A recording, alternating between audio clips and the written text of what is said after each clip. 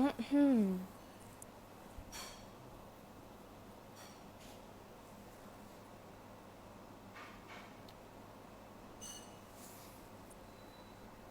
Hai, Assalamualaikum.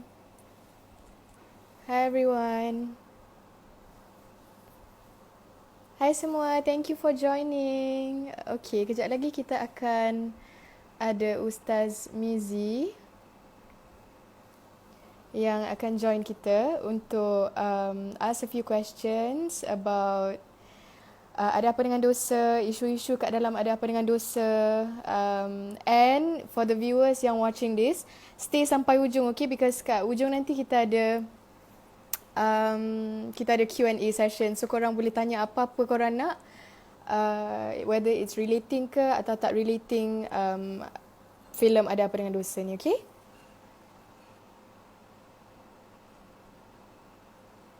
Okay.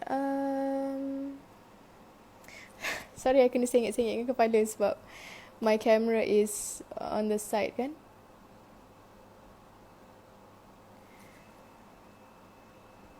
Mhm.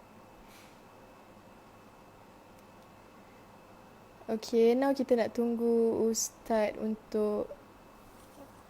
Oh, kena tegakkan screen eh. Okay, okay, kejap. Let me try doing that. Uh, okay. Tapi untuk tegakkan screen ni, I don't have a... Oh, wait a minute.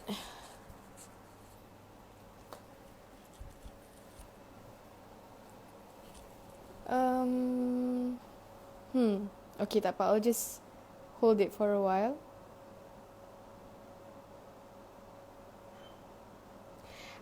Hi, korang, thank you so much for the compliment, but we're waiting for Ustaz Mizi to join us for this live. I'm just waiting for him to join. Uh,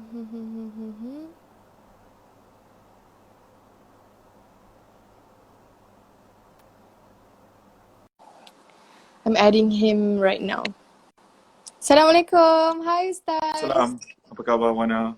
Baik, Alhamdulillah. How are you? Baik, Alhamdulillah. Selamat Hari Raya. Alhamdulillah. Selamat Hari Raya if it's not too late. Okay, Ustaz. Thank you for joining me today. Yep. Wana nak tanya, what do you think of the film Ada Apa Dengan Dosa so far? Well, I watched it I think 2 hari lalu. Okay. I really liked it, to be honest. I think apa yang Alhamdulillah. buat saya tengok sampai habis, and banyak kali saya tengok movie sebenarnya Wana saya tak tengok sampai habis sebab saya bosan halfway, or I don't think there's anything that's pulling me in terms of the content.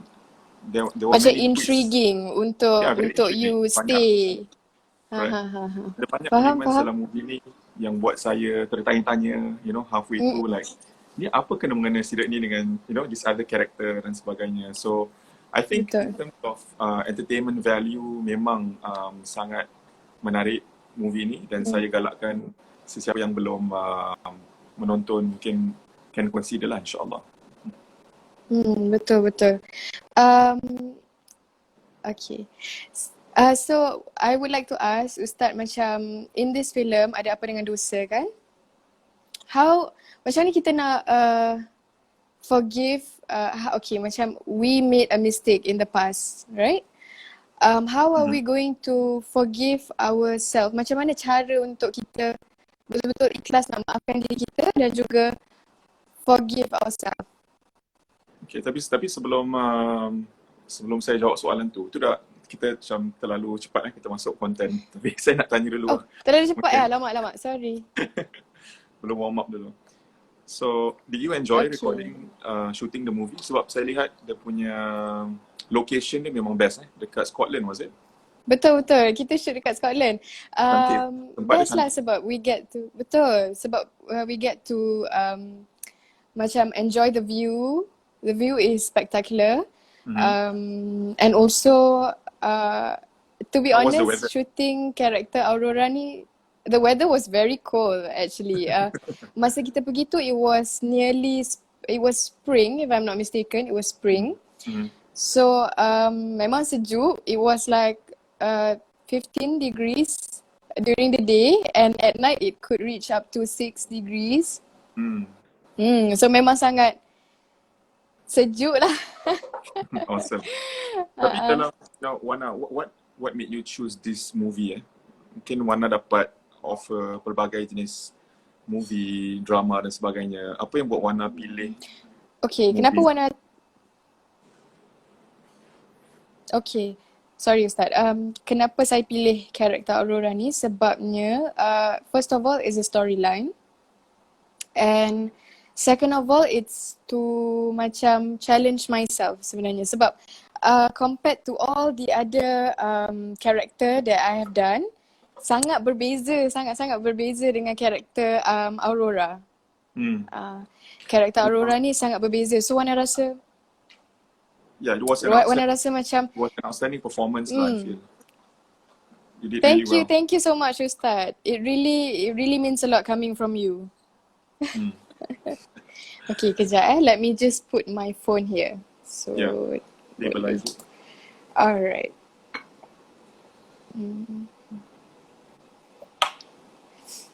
Okay. Alright. Also, Tadi kita tengah cakap pasal maafkan saya. It's okay. The content of the movie yang buat you tertarik dengan the character of Aurora, dan saya rasa movie ni banyak memberi pengajaran. Kan? I think it's Betul. not just a movie to entertain us, tapi it gives us an opportunity to also learn something. Betul. We feel that maybe setengah orang bila lihat wajah movie ni, mereka akan rasa macam saya pun menghadapi masalah yang serupa. Saya pun berada dalam keadaan seperti ini, kan? Betul. Jadi antaranya macam tadi Aurora Wana sebutkan adalah tentang kesilapan diri kita. Kita buat dosa. Sebab tu nama movie dia ada apa dengan dosa, kan? Betul. So I mean, to be honest Wana, in a lot of my programs I conduct, semakin ramai orang yang berkata kepada saya atau bertanyakan soalan yang berkaitan dengan kesilapan yang mereka lakukan sendiri. Yang the biggest challenge is really not to forgive other people but to forgive themselves. Mereka menghadapi kesukaran untuk memaafkan diri mereka setelah mana mereka melakukan kesilapan. Jadi, I think it's something that maybe all of us could relate to at some level lah, kan? At some level. Mungkin sebagian daripada kita melakukan dosa yang begitu besar sekali. Mungkin ada sebagian dosa yang tidak begitu besar, tetapi ia tetap membuat diri kita ni rasa resah, rasa gelisah. Betul. Dan memang Nabi SAW pun dia menyifatkan dosa tu, the definition of sin is that it gives you restlessness, it gives you the feeling of uneasiness. Jadi bila kita rasa resah dan gelisah tu, sebenarnya itulah dosa. Dan mungkin ia boleh jadi satu perkara yang baik, kan? Bermaksud apa? Kita ini bila kita melakukan kesilapan, kita rasa tak sedap, ia akan membuat kita untuk beristighfar, untuk kita meminta pengampunan daripada Allah. Itu satu perkara yang baik. Tetapi ada juga setengah orang bila mereka melakukan kesilapan, mereka ini they are very hard on themselves. Berarti apa macam mereka ni susah nak maafkan diri mereka sendiri. Jadi itu masalah mereka. Mereka tak boleh maafkan diri mereka sendiri kerana mungkin Wana, mereka ini bila mereka melihat atau mendengar kisah orang lain melakukan dosa yang seperti mereka lakukan itu, mereka sangat critical. They are so critical of other people's sins and mistakes. Mereka suka menghukum orang lain. They like to judge other people. Jadi dengan seperti mana mereka mudah menghukum orang lain, mereka bila melakukan kesilapan yang serupa, mereka juga menghukum diri mereka dengan begitu cepat sekali, dengan begitu keras sekali, sehingga mana mereka tidak mampu untuk memaafkan diri mereka sendiri. Itulah Ustaz, that's why macam mana, how is the way, the right way untuk kita betul-betul ikhlas untuk maafkan diri kita tu, and then finding actually when we buat kesilapan mestilah we take that as a lesson, right? Kita belajar from our mistakes, right? But how to fully macam betul-betul ikhlas nak maafkan diri kita tu, macam mana cara dia once we have done something yang macam kita rasa macam unbelievable, what is the proper way? Well, para ulama mereka telah membincangkan bab ni. Mereka mengatakan antara syarat untuk kita mendapatkan kemaafan daripada Allah pertama sekali adalah untuk kita ada perasaan kesal. So we regret the things that we did. To have regret and remorse in our hearts tu satu perkara yang baik. Ia akan membantu kita untuk mencapai keikhlasan dalam bertaubat, keikhlasan dalam merubah diri kita dan kehidupan kita. But you know, it's hard for some people. Kerana sebahagian orang ni bila mereka rasa kesal, mereka bukan lebih dekat terhadap kemaafan untuk diri mereka sendiri, tapi mereka sebenarnya semakin keras terhadap diri mereka sendiri. They're so hard on themselves, you know. And I guess this all boils down to our mindset juga kan. Betul. Bagaimana kita melihat kesilapan, bagaimana kita melihat dosa. Betul. Kan, ada dosa tu yang bila kita lakukan, dia menghantui kita. It just follows us everywhere. 10 years later, we're still thinking about it. Jadi orang-orang yang seperti ini saya rasa mungkin mereka memerlukan bantuan, mereka memerlukan guidance, mereka memerlukan seorang ustaz, ustazah yang boleh mengingatkan mereka satu perkara, iaitu kasih sayang Allah Subhanahu Wa Taala. Dalam keadaan seperti itu, biasanya mereka tak lihat kasih sayang Allah. Mereka cuma melihat kemurkaan Allah. Tetapi sebenarnya kasih sayang Allah itu jauh lebih luas daripada kemurkaannya. And then ada setengah orang juga Ustaz, dia nak share tapi dia takut macam being judged, right? Dia takut macam orang akan judge dia for the mistake yang dia buat, especially kalau kita nak minta nasihat daripada macam ustaz sendiri ke atau ustazah, kita nak share tu kita rasa macam segan. You know, because kita tak tahu macam mana orang akan react to us. Ya, sebab tu dalam kita nak memilih seseorang yang kita nak ceritakan, nak minta bantuan ni, kita kena pilih dengan baik lah. Of course, kita kalau salah pilih kawan, salah pilih orang, pastinya bila kita nak minta bantuan mereka atau nasihat mereka, instead of getting help kan, mereka sebenarnya membuat kita rasa lebih teruk daripada sebelum ini kan. Lagi bersalah, betul. Yeah, we hate ourselves even more because dia akan kata, kau dah buat macam gitu, mana ya, Tuhan nak pandang, orang pun tak pandang kau kan. So they'll say very hurtful things and then kita eventually kita berputus asa. Sebab tu dalam manusia Allah sebutkan la taqnatu min rahmatillah, janganlah berputus asa daripada mengharapkan rahmat Tuhan. Jadi that's very important. Okay, that is also semua soalan-soalan ni pun saya simpan untuk diri saya juga Ustaz. So thank you for that. There's a few other questions that I want to ask you. Sure. What do you think macam filem Ada Apa Dengan Dosa ni kan, selalu tak banyak in the film making industry orang nak buat filem macam Ada Apa Dengan Dosa ni yang penuh dengan isi, penuh dengan pengajaran. What do you think Ustaz? Patut ke industri Malaysia dan especially kebanyakan Melayu kan in our country and Muslims patut adakan banyak lagi filem seperti Ada Apa Dengan Dosa ni? What do you think? I think yes, for sure. Sebab kita semua sebagai manusia memang kita perlukan sedikit hiburan dalam kehidupan kita. Tetapi saya rasa hiburan tu tidak selalunya perlu hiburan semata-mata. Betul. Tanpa sebarang nilai ataupun prinsip yang kita dapat pelajari daripada hiburan tersebut. Apa yang saya suka sangat, mungkin siapa who's the producer and the director of the movie this one? Producer adalah Dato' Ayu Putih dan director adalah Puan Rahila Ali. I think they did a tremendous job sebab saya rasa the points kan yang dimasukkan dalam movie ni bukanlah isu-isu remeh tau. Jadi isu dia quite taboo. quite serious to a certain extent, tetapi dapat disampaikan dalam cara yang begitu efektif sekali. And of course, it helps lah when you have great actors to also play out the roles. Tetapi saya memang sangat-sangat menganjurkan lah kalau boleh kita adakan lebih movie seperti ini, insyaAllah. InsyaAllah. Do you think kita patut buat Ada Apa Dengan Dosa 2? Yes, tapi dengan syarat saya juga antara pelakonnya lah. For sure, Ustaz, for sure. We will make that happen. Okay, Ustaz, I also have another question sebab banyak tweets dan banyak feedback yang kita dapat, banyak orang tak tahu rupanya yang actually masa saya berlakon cerita ni sebagai Watak Aurora, saya pun tak tahu dan saya tahu masa saya shoot tu yang bapa kandung tak boleh bersentuhan dan bukan mahram dengan anak tidak sah taraf tu.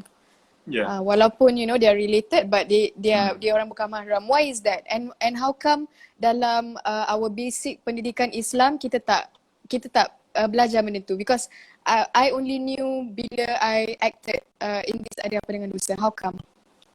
Ya, memang ini satu hukum yang mungkin tidak tersebar luas.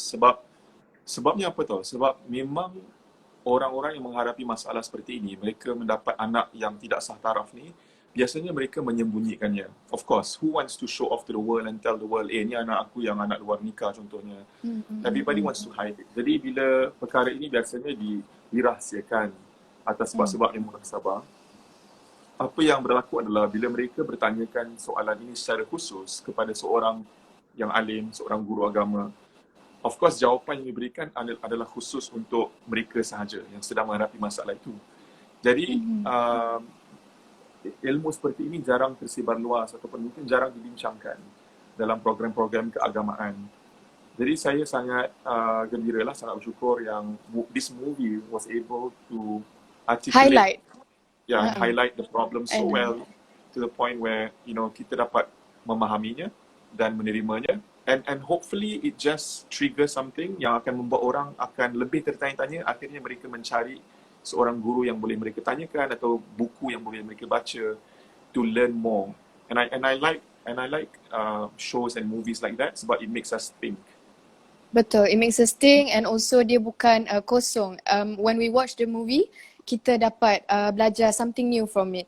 And I have received so many DMs and tweets yang from the feedbacks yang cakap macam Masya Allah, this film ada banyak pengajaran, banyak benda yang diorang tak tahu. After watching this film baru diorang tahu.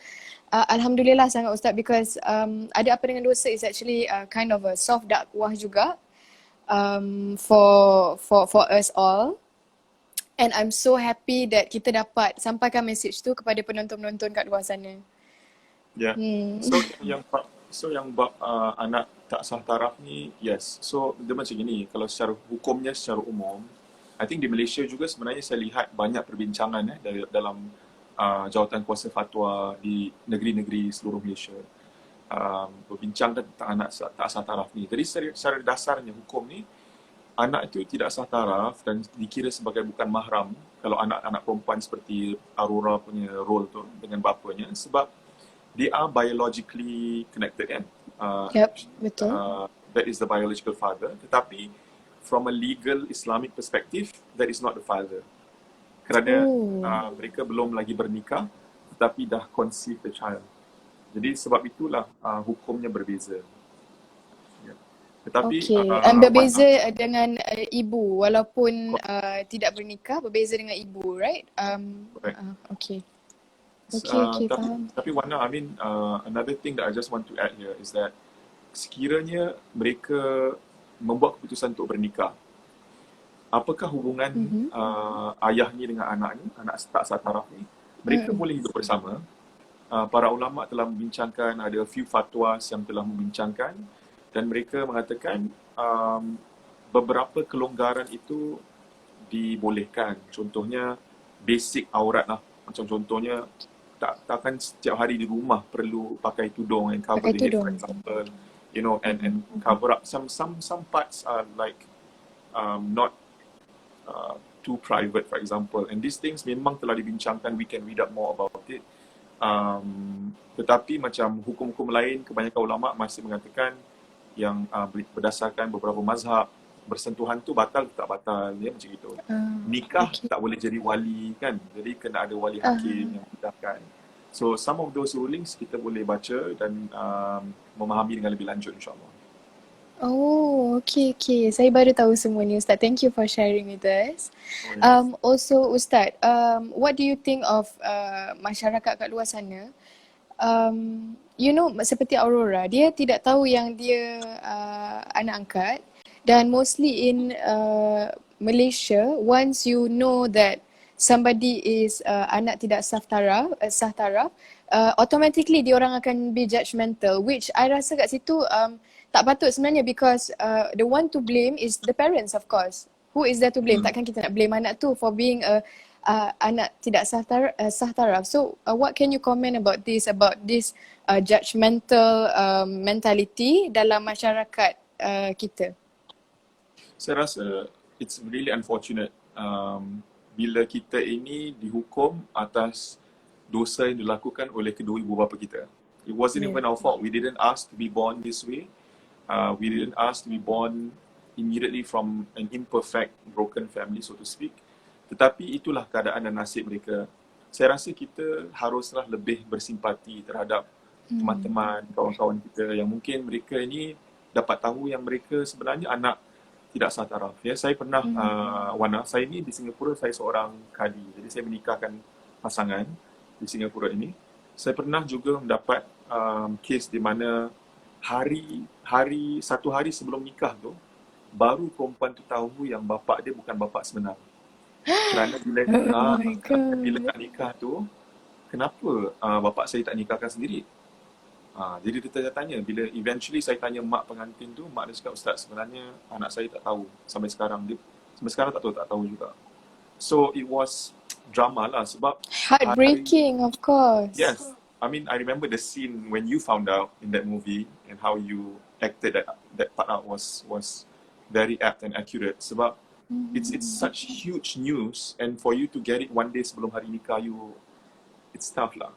It's heartbreaking, mixed emotions and feelings. Yeah.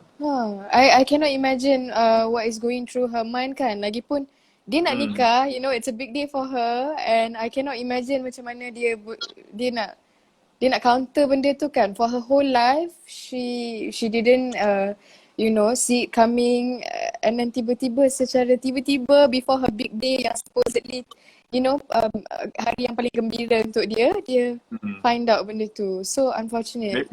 Maybe that could be the next storyline for Ada Apa Dengan Dosa. Ada Apa Dengan Dosa. Betul lah, kita patut insert kan. Okay. Okay, Ustaz. I think I dah tanya the questions that I want to ask. Oh, what do you think about penerimaan, although there's a lot of feedbacks yang bagus, what do you think about as a whole penerimaan filem ini to our masyarakat? Do you think a lot of people macam can relate atau terkesan dengan you know, because I have read a lot of tweets juga yang dikata macam saya seperti boleh berkait dengan Ada Apa Dengan Dosa ni, tapi dia orang tak bagi tahu. Saya suka bila membaca tweets dan komen seperti itu sebab itu membuktikan apa yang disampaikan, message yang disampaikan dalam movie ini, dia bukan, it's not fiction, you know, it's not made up completely because it's so real kan. Memang dia berlaku dalam kehidupan banyak orang. Dan of course we do not want to hear more sad stories di mana bila orang tu dia dapat tahu, dia beritahu pada orang menghukum dia. Kita juga tidak mahu orang yang melakukan kesilapan ni, mereka tidak boleh memaafkan diri mereka sehingga mana ia merosakkan hubungan mereka dengan pasangan mereka yang sekarang ni atau merosakkan hubungan mereka dengan orang lain kan. Dalam movie tu kita dapat lihat beberapa orang yang mereka melakukan dosa, kemudian mereka begitu lama sekali macam tak properly move on from their mistakes. Dan saya rasa movie ni pun menunjukkan, hey, there can be a good ending, you know. Walaupun kita telah melakukan kesilapan, kita ingat yang Allah pernah bersabda berfirman dalam satu hadis qudsi mengatakan, walaupun dosa kamu setinggi langit pun, tapi kalau engkau datang kepadaku untuk meminta maaf, maka aku akan memaafkan. Itu rahmat Allah, itu kasih sayang Allah. Allah sayang kita lebih daripada apa yang kita jangkakan. Allah lebih bersedia untuk memaafkan kita daripada kita rasakan, kan. Sometimes we feel like I'm undeserving to be forgiven. Tapi Allah sebenarnya He's just waiting to forgive mereka-mereka yang dah bersedia untuk nak meminta maaf, nak bertaubat dan sebagainya, nak beristighfar. Jadi kita kena maintain a positive mindset, assume well of Allah. Allah juga sebutkan, ana inda zanni abdi bi, I am as how my servants think of me. Aku adalah seperti mana hamba-Ku bersangka terhadapku. Jadi kita sangka yang baik terhadap Allah. Kan dalam movie tu kan ada apa? Husnuzan, saya ingat. Husnuzan, betul. So husnuzan ni penting. We need to assume well of Allah Subhanahu Wa Taala. Jadi kita pun rasa tenang. Kita lebih terkesan dengan kasih sayang Allah. Allah punya kesediaan Allah untuk His forgiving nature. Jadi kalau kita ingat ni semua, insya-Allah hidup kita akan lebih tenang, akan lebih bahagia, dan kita nak beribadah pun senang, hubungan kita dengan orang lain pun tidak akan terkacau, insya-Allah. So I think that's really some of the wonderful messages that I got from the movie lah. Alhamdulillah. Alhamdulillah, thank you Ustaz for sharing that, because I know even for myself, and a lot of people out there, like my friends, they share a lot with me. Sometimes I think a lot of people boleh relate juga bila kita melakukan satu kesilapan, satu dosa besar, kita rasa macam malu sangat. We nak face God, face Allah and ask for forgiveness. That exists kan Ustaz, kan? A lot of people rasa macam tu, rasa macam I'm so I feel so small untuk meminta maaf, macam aku malu sebenarnya. Macam mana Ustaz? So kita mungkin it's normal lah sebagai seorang manusia untuk kita malu dengan dosa dan kesilapan. Saya rasa itu satu pertanda yang baik. It was said in a hadith that the worst human beings are the ones yang buat dosa kemudian mereka beritahu orang atau mereka tayangkan kepada orang. So bagus kalau kita ada perasaan malu tu. Malu tu tanda keimanan lah, kan. Jadi kalau kita ada sifat malu tu tanda keimanan, kita ada iman dalam hati kita.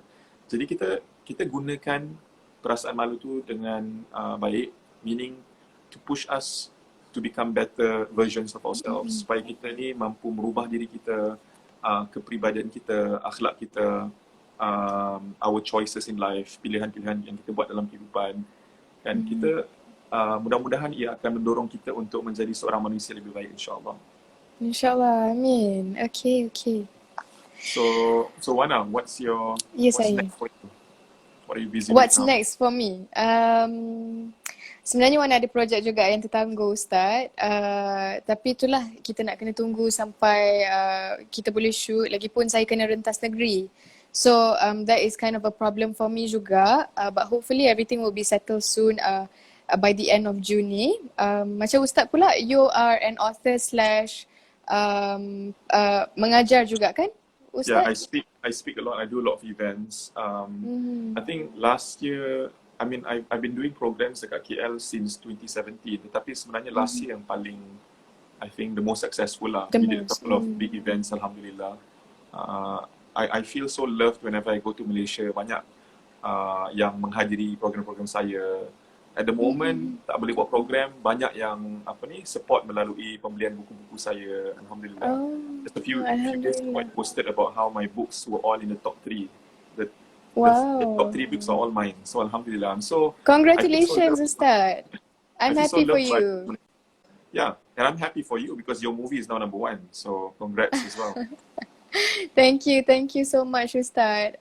But Ustaz rasa macam sedih tak? Because this year I'm sure, because last year 2019 it was doing so well, and everybody is aware of your talks. You buat event kat sini, but this year I'm sure people are looking forward. But then tu lah tak boleh pula. Ni kan mesti Ustaz rasa a bit down. Saya rasa semuanya ada hikmah. Setiap apa yang berlaku ni mesti ada hikmah. There's always a wisdom behind it. Dan mungkin kalau kita sabar dan kita cuba reflect. Husnuzon. Yeah, and we think of what else can we do. So for example, Wana, since I could not do any of my events anymore, I've been doing a lot of online content, webinars, online coaching dan sebagainya, and I'm happy doing all of those things. Of course, dah tak sabar nak travel again lah. But we try to do our best with whatever resources yang kita ada, dan kita berdoa mudah-mudahan akan kembali seperti Biasa. yang sebelumnya, insyaAllah. Yang sebelum ni, insyaAllah.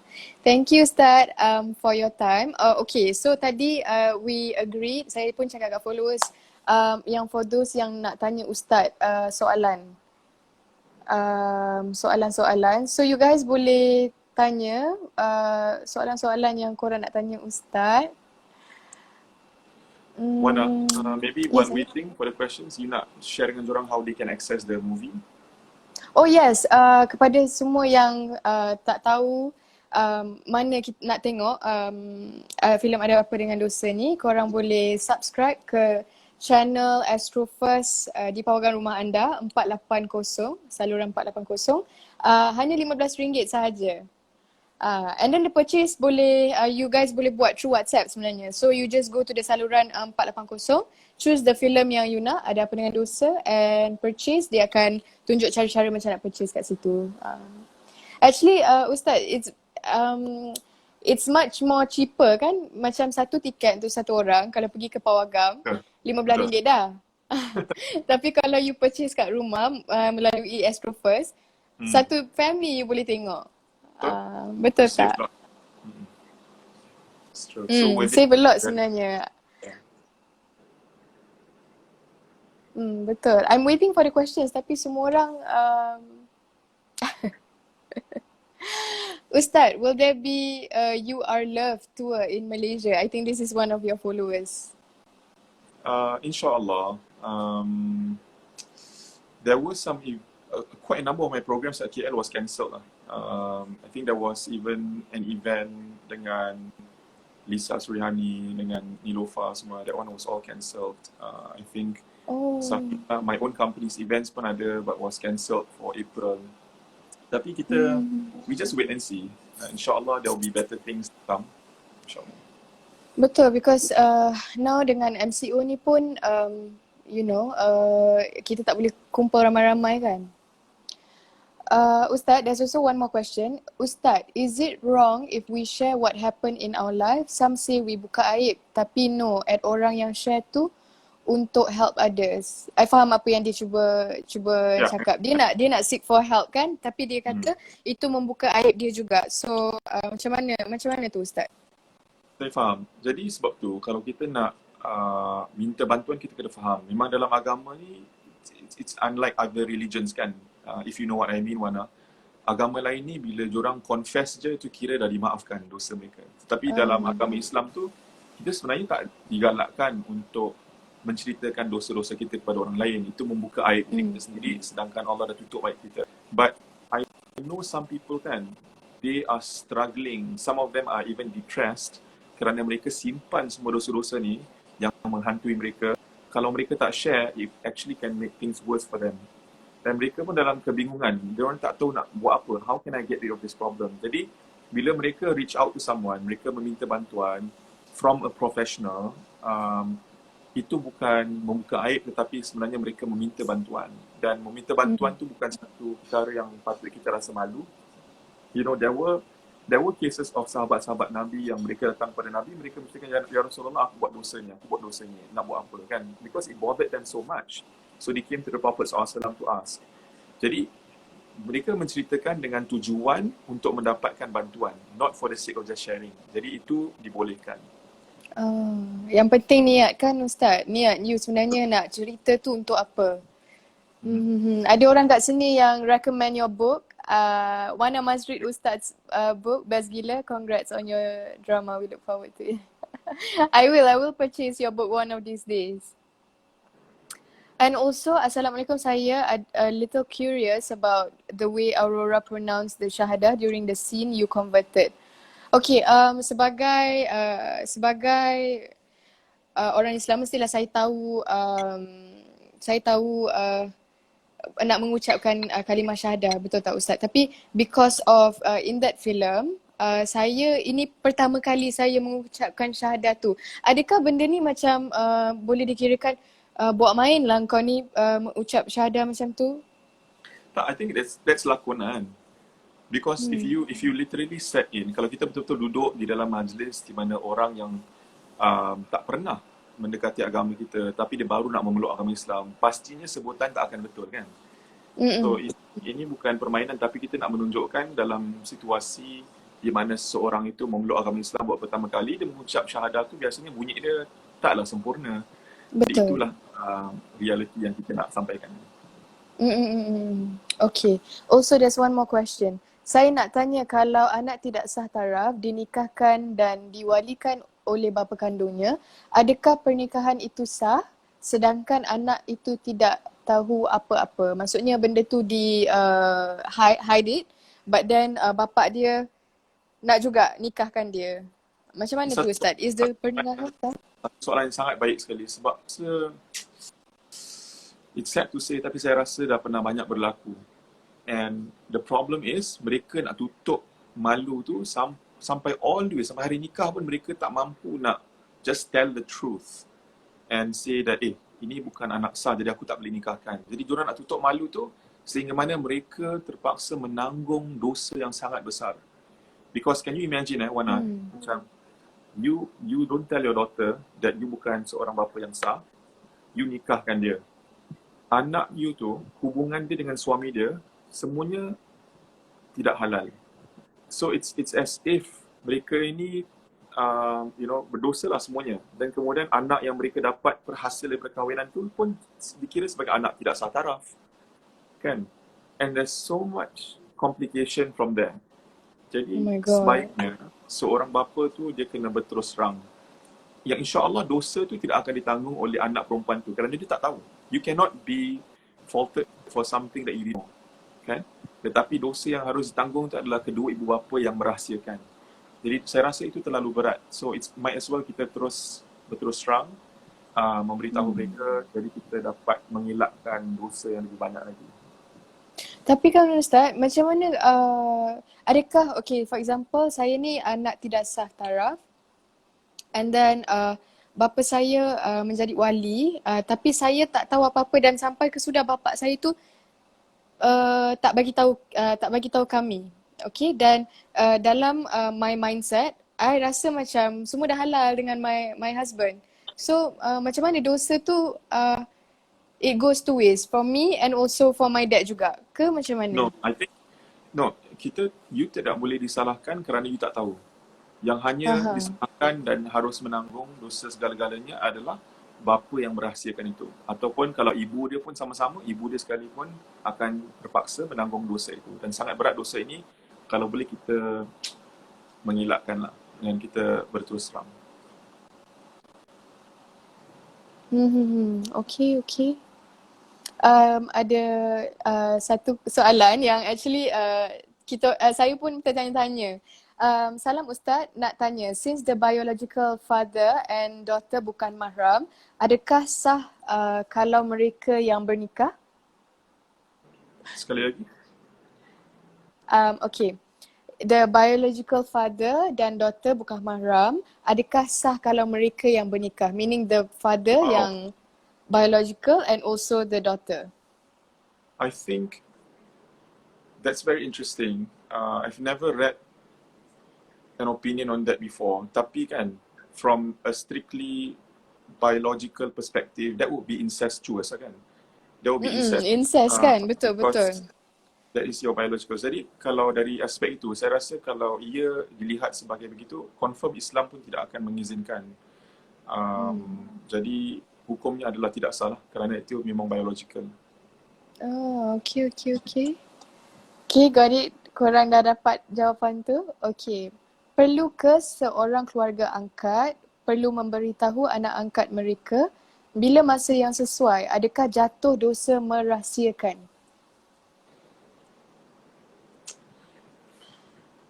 Maybe this is the dilemma that all adoptive parents have. Sebagai seorang bapa angkat, ibu angkat, ini satu dilema yang selalu mereka hadapi. I think just like in the movie pun kan, the couple they were arguing in terms of nak beritahu bila dan sebagainya. Because memang susah. Kita dah jaga daripada kecil. Dia dah anggap kita sebagai ibu dan ayah kita. When is the best time? When they're 12, are they ready? When they're 18, 18 tahun ke, 21 tahun ke?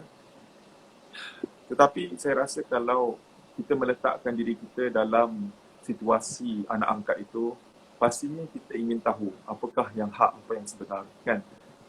We all would love to know. Jadi, waktu tu bila nak beritahu tu, wallahualam. Mungkin kita lebih maklum dengan keadaannya, tetapi saya rasa adalah lebih baik untuk kita memberitahu. Sebab nanti ada banyak perkara-perkara berkaitan hukum. Even if anak tu anak lelaki, so tak ada wali nikah dan sebagainya, not an issue. Tetapi nanti urusan inheritance. Inheritance apa? Inheritance adalah Harta warisan. Harta warisan. harta warisan, yes. Harta warisan setelah seorang meninggal dunia, dia akan terbayang, kenapa aku tak dapat mengikut hukum faraid contohnya. Jadi itu akan membingungkan juga. Jadi kita lebih baik kita berterus terang, kita beritahu, ni anak angkat, awak ni anak angkat sebenarnya. Jadi tidak faraid awak dapat mengikut. Mungkin apa yang mereka boleh lakukan adalah untuk menulis wasiat. Wasiat. Bolehkan sebab this child is an outsider. Jadi dia boleh tulis wasiat. Kita tak boleh tulis wasiat kepada orang yang immediate family members yang akan menerima faraid. Kita hanya boleh tulis wasiat kepada orang yang tidak berhak menerima bahagian faraid. Jadi anak angkat memang tak berhak menerima, jadi kita boleh tulis wasiat untuk dia. Okay. Tapi adakah jatuh dosa merahsiakan? Meaning just that itself, merahsiakan anak angkat tu is adopted. What a tough question. Kan? I think it is more of an ethical rather than a ruling tau. Okay. Dia bukan hukum salah ke tak salah, tetapi dari segi ethics tu kita rasa macam adakah ini satu perkara yang baik? Adakah ini satu perkara yang sepatutnya berlaku? What is the right thing to do lah? I think that's more of the question. Okay, faham? Okay. Tak ada soalan untuk Wana ke? Tanyalah soalan Wana. Ustaz yang lagi arif kat sini, mesti diorang nak tanya Ustaz. Okay, bagaimana saya nak menjadi seperti Yusuf Lee yang sanggup menerima sejarah hitam isteri saya? Saya manusia biasa, pasti akan kecil hati. Do you want me to repeat that question, Ustaz? I don't understand. Siapa? Yusuf Lee siapa? Saya pun tak tahu Yusuf Lee tu siapa, but apparently Yusuf Lee ni dia menerima sejarah hitam isteri dia. Tapi dia cakap dia sebagai manusia biasa pasti akan kecil hati. So macam mana dia nak menjadi seperti Yusuf Lee yang sanggup. Yusuf Lee is the character Fasha Sanda punya suami dalam Ada Apa Dengan Dosa. Sorry. Yusuf Lee yang sanggup menerima sejarah hitam isteri dia. Okay. So, saya ni melihat, biasa soalan yang popular Wana yang orang suka tanya saya adalah, Ustaz, bila saya nak kahwin nanti, adakah wajib untuk saya menceritakan sejarah hidup saya kepada pasangan hidup saya? It's a very popular question I get. Kan? Dia dah banyak buat kesilapan waktu muda dia, kemudian sekarang dah nak bernikah, dah nak berkahwin. Dia tanya, Ustaz, kena ke saya ceritakan semua dosa-dosa yang saya pernah buat dulu, kesilapan-kesilapan kan, waktu silam dulu, kena cerita ke? Boleh saya rahsiakan?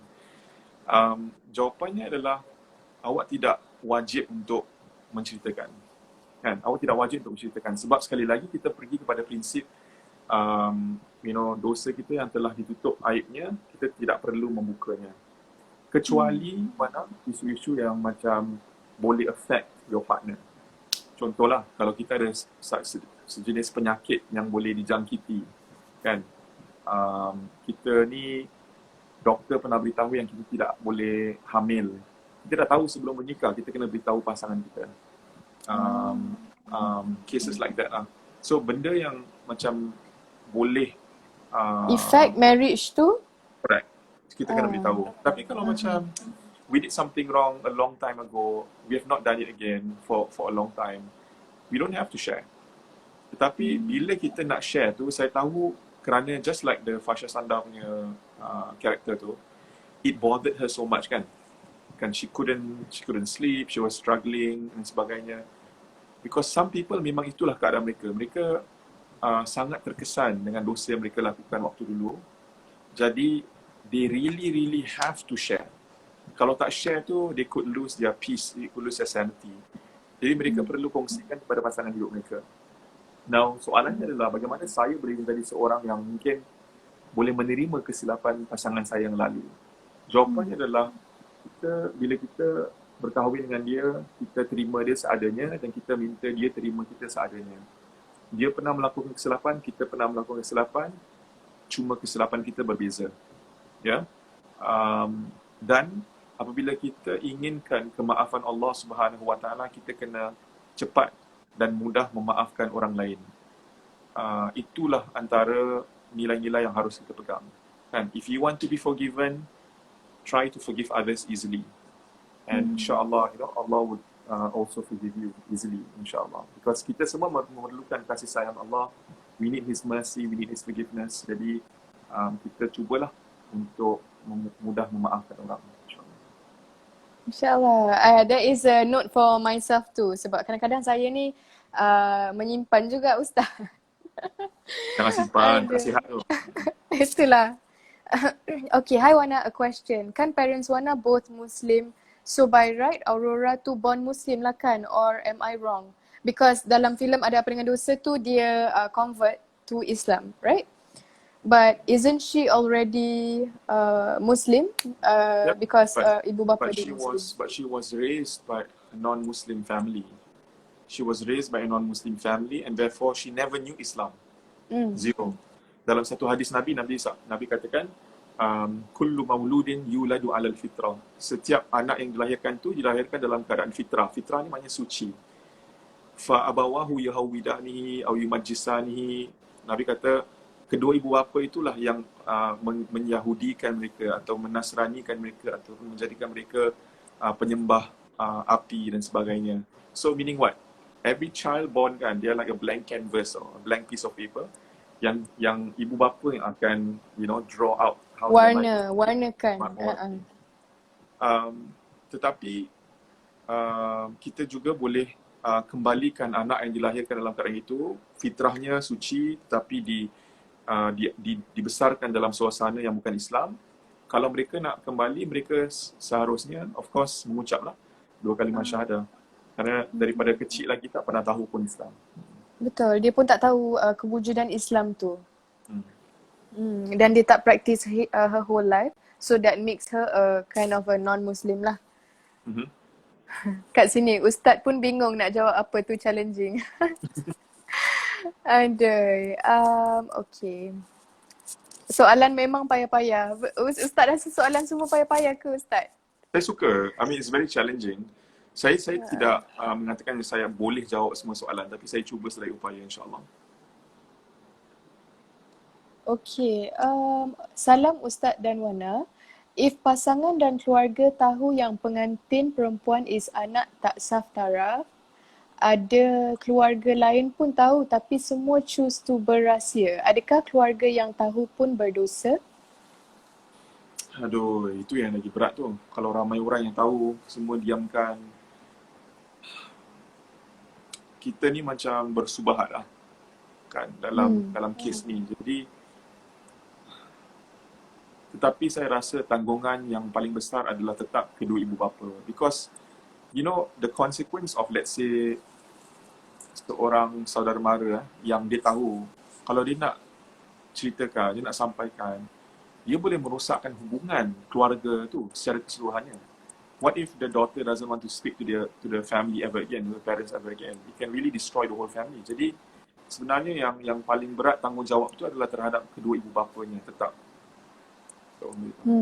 Okay. Yang lain tu dia tempias dosa tersebut. Tempias, tapi kalau kita boleh pujuk, kita pujuklah. Pujuk ayah dan ibu tu untuk melakukan apa yang sepatutnya dilakukan. Sebab it's not keluarga-keluarga lain tu, it's not their place to tell. It's not their story to tell. Betul tak Ustaz? Yeah, but I think at the very least they can macam indirect menjalankan. Okay, faham. And adakah macam diorang terlepas daripada dosa tersebut because diorang dah menjalankan tanggungjawab diorang untuk, you know, at least talk to the parents like, Correct. hey, this is what you should do. That's correct. Yeah. Okay. Got it. Okay, let's search for more.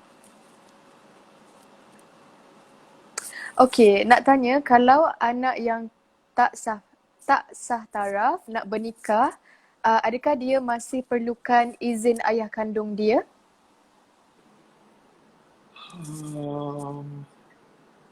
Out of respect, but not as the wali lah. Sebab kalau kita nak buat aplikasi pernikahan ni, tak tahu kalau di Malaysia, kalau di Singapura, kita kena declare siapa wali kita. Jadi kalau wali kita memang tidak sah, memang keizinannya tidak diperlukan. Tetapi janganlah sampai kita dah tahu dia bukan bapa kita yang sah, kita main buat keputusan saja tanpa meminta izin, and this is done out of respect, secara hormat, bukan keizinan yang diperlukan oleh agama untuk kesahihan pernikahan itu, tetapi lebih kepada penghormatan yang kita berikan kepada seorang ayah yang telah membesarkan kita, mendidik kita, jadi kita buat out of respect, and I think that is very Islamic. Ia menunjukkan ciri-ciri keislaman kita, akhlak yang baik. Kita tidaklah sahaja je buat keputusan yang begitu besar sekali sampai tidak memberitahukan. Faham? Sebab mestilah kita mengguriskan hati dia juga, you know, for his whole life dia dah risk and all that. But just because of that, dia macam you know, tak pandang tanggungjawab seorang bapa yang dia dah jalankan selama dia hidup tu. Okay, Ustaz, lagi satu soalan.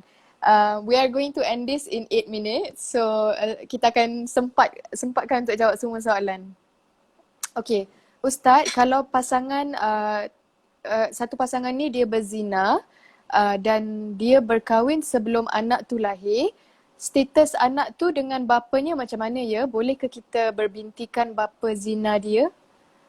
Maksudnya dia dah mengandung and then only they decide to kahwin. Adakah itu anak tidak sah taraf juga? Dan bolehkah dia berbintikan bapanya? Kalau kita lihat di Malaysia, saya tadi sempat baca sedikit. Di Malaysia, there was even a vote that was done at your at the highest court in Malaysia. This discussion was done as recent as last year ke 2 years ago. Mereka baru bincangkan, and I think there was a vote, and the voting was majority says tetap tidak boleh membin atau bintikan kepada bapa itu. So mereka kena binkan Abdullah. And I think there are other views, macam tak salah ada wilayah-wilayah lain, saya tak boleh cakap lah, saya takut saya salah cakap. Tapi ada saya nampak wilayah lain mengatakan any one of Allah's 99 names pun boleh, selagi mana bukan nama bapa itu. Ya. Faham. So how about the status juga Ustaz dalam segi mahram? How about mahram juga? Same. Same Tetap taklah. Bukan oh my bapa yang God. Pasti banyak orang kat luar sana tak tahu sebab banyak juga cases kat Malaysia ni yang sudah mengandung baru nak bernikah. Betul tak Ustaz? I'm sure it is happening. It happens a lot. So banyak orang sebenarnya yang tak tahu yang sama juga. Kalau you ada anak tu sebelum you bernikah, you dah mengandung, macam mana pun anak tu dikira anak tidak sah taraf. It's more of tutup malu. It's more of how do we answer to people yang akan tanya, kenapa anak kau dah hamil ni? Dia belum kahwin. So a lot of people do this to cover up lah the shame, tutup malu. Tetapi mereka perlu jugalah mendidik diri mereka dalam bab hukum dan sebagainya. Saya rasa perbincangan kita pada malam ini and the movie punya message is really really good because it will get people to discuss this a lot more. Jadi orang yang mungkin selama ini tak tahu, insyaAllah satu hari nanti mereka tahu dan they will be enlightened lah by the knowledge, insyaAllah. Saya pun baru tahu banyak sangat ilmu yang saya baru dapat daripada Ustaz, daripada soalan-soalan dia orang juga. Soalan semua best, banyak ilmu dapat malam ni, tak menyesal join live ni. Thank you for joining and listening. Jawapan Ustaz tadi to my question is based on the pretext that they knew each other. What if they do not know as they had been separated since? Saya pun tak berapa faham ya soalan ni sebenarnya. Macam tergantung soalan tu, tak faham. Tergantung. Wana, I think banyak sangat Yes, soalan ni. Maybe kita nak kena ada part 2. Part 2. Kita nak kena ada part 2. Itulah nanti Ah. kita kena bincang dengan Astro, tengok macam mana kita patut ini tak, dan saya akan kumpul semua soalan-soalan mereka ni. I boleh buat poll ke dalam Insta story I dan diorang boleh tanya soalan-soalan kat situ. So I think one last thing I want to say. First of all, thank you Wana for hosting tonight's session. I enjoyed it. Terima kasih semua yang telah menonton, tanyakan soalan. Saya harap jawapan saya ni telah membantu anda sedikit sebanyak. Dan one more time, I just want to congratulate you on the success of the movie. I think more people are going to watch it insyaAllah. Jangan lupa untuk tonton di Astro First kan? Yeah. Channel 4 Yeah, betul. Purchase it, tengok dengan family. I think it's a movie that you can watch with your family. Betul. And dapatkan pengajaran-pengajaran daripadanya lah. Wana, saya ada satu request je Wana sebelum habis ni, boleh tak? Ya, saya. Request apa tu Ustaz? Takut tak? Takut tak saya minta request? Takut. Rasa nervous. Request apa tu Ustaz? I just want to hear you say a few words like Aurora did in Malay. Say a Aurora few words of Aurora ke? Do you Okay, still to speak like that? You want the emotional one ke? You want the just... Smart, Yeah, of course. I masih ingat lagi.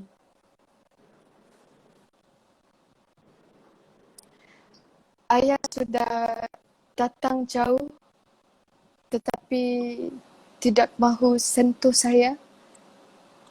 Adakah ayah jijik sama saya? Yeah, so that is a bit Indonesian cara Aurora That's cakap tu.